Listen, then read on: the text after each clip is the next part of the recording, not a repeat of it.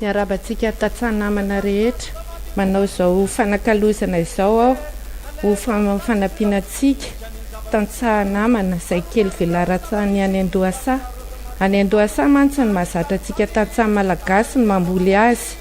Ny tampitanety nefa no tena malalaka ary nefa tsy manavanana antsika no mitrandraka ireny satria mila finiavana sy fahavononana ara-toetsaina ny miakitra ny zavatsarotra.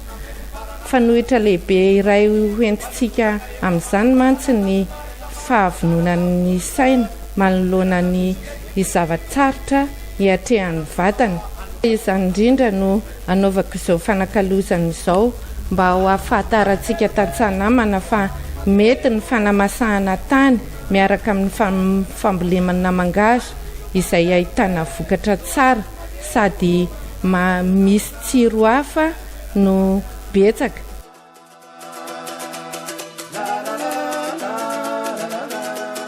Zao ary ny fomba fanaovana azy, manao tatatra eo amin'ny 70 cm eo ny velarany dia 70 cm ny alalany.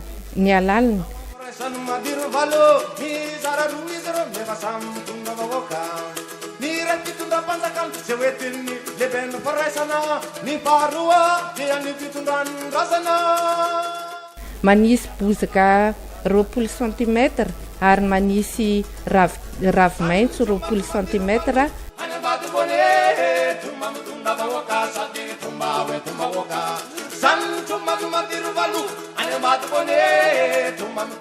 Dia zezika 10 cm.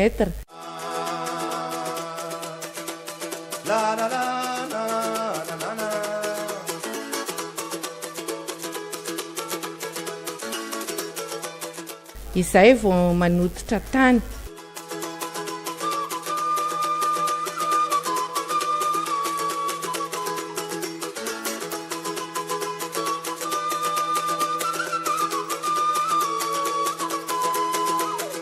Vita izay vao manatsatoka ny mangahazo.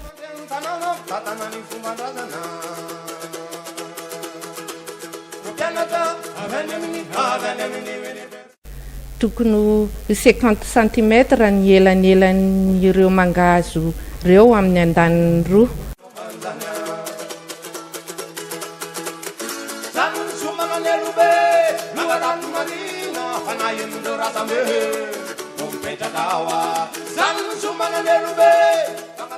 Mahazo tatatra anankiray kelikely tokony 50 cm eo indray amin'ny elanelan'ny tatatra misy an'ilay mangahazo.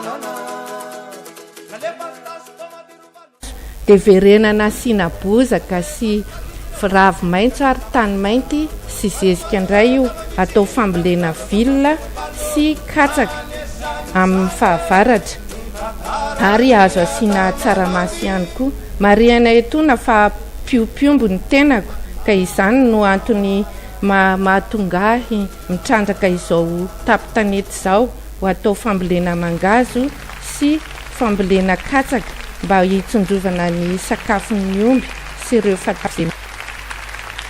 Amin'izao fotoana izao mantsy dia efa sarotra ny miremby villa sady tsy misy ny toerana vitsy ny toerana azahoana maka an'ireny villa eny an-tsara eny. Dia izay ny antony ambolenan'izao villa sy mangahazo izao ho atao foto-tsakafon'ny omby sy atao fanampin'ny sakafony toy ny katsaka sy mangahazo ary ny ravin-tsaramaso.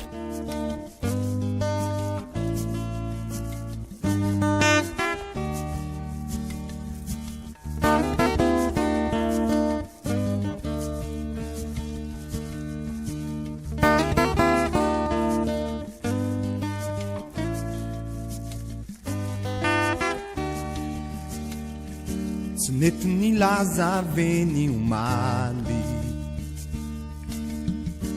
saro manjavona ka tomany